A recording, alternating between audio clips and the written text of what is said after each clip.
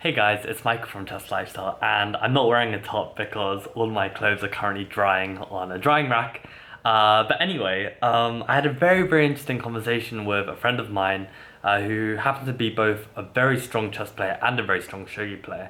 And we got into the topic of basically why I feel like my chess has improved recently. And I think one really important fact that has come about in the last few months is basically I realized that to become a good chess player, you must be an overall good chess player. You can't just be good in one certain area. You need to be versatile in all areas. You need to be good at endgames, good at openings, good at strategy, good at tactics, good at everything. And I think like in the last 2 years since the start of the pandemic, like I had never attacked the king in chess. All of my openings were always playing on the queen side. And I saw this attacking style of chess which I had never been exposed to, and I suddenly went full ham on it and just basically trained attacking chess for 2 years. And what very interestingly happened was that I then produced some of the best wins in my life, like some of the best attacking wins that I would have never dreamed of being able to pull off.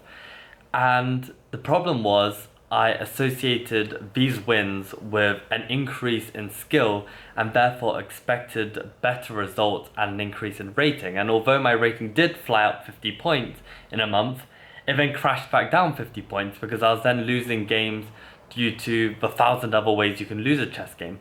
And that definitely tilted me. But I think what I'm realizing now is that, you've just got to be good at least to the best of your ability in every aspect of chess.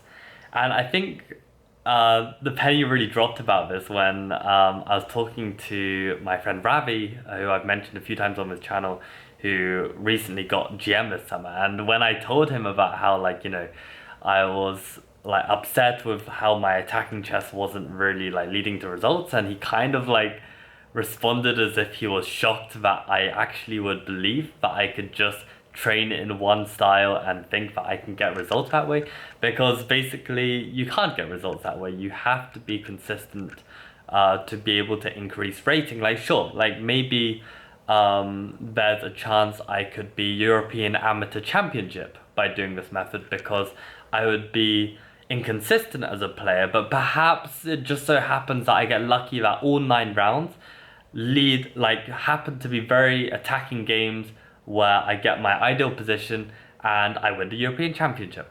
But I could win the European Championship and in that year still lose rating points because I'm, overall not necessarily a much stronger player. So I just wanted to share that with you guys. I think it's a very useful training tip. Don't get caught into just training one area thinking that you're gonna become this next Mikhail Tal or something, because I think if you are gonna become the next Mikhail Tal, that will show very quickly when you do train everything, that you will gravitate and naturally be strong at certain areas more than others. But I think you should be very careful with just training just one aspect and expecting to get results that way.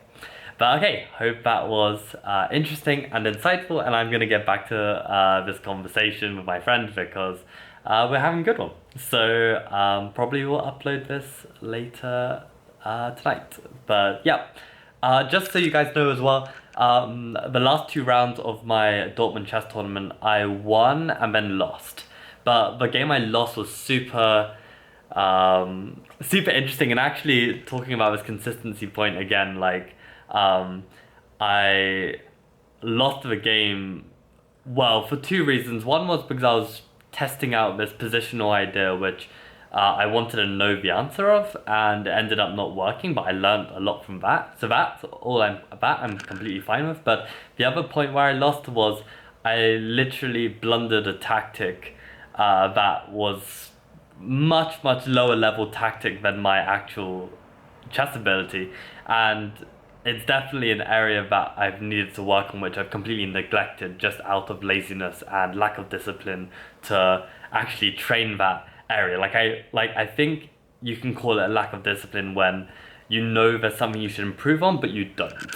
So yeah, I mean that's basically what happened. But I do think like yeah, there are many aspects of my chess that I am improving right now, and I need to make sure I don't get distracted with other things, and not do that. Just the very last thing I'll mention is that I just played the Shogi European Championship, and there are many lessons learned from this, but definitely we'll probably have to go into detail in another video. But yes, that's the end of my rambling. Have a good night or day wherever you are in the world, and see you in the next video. Bye.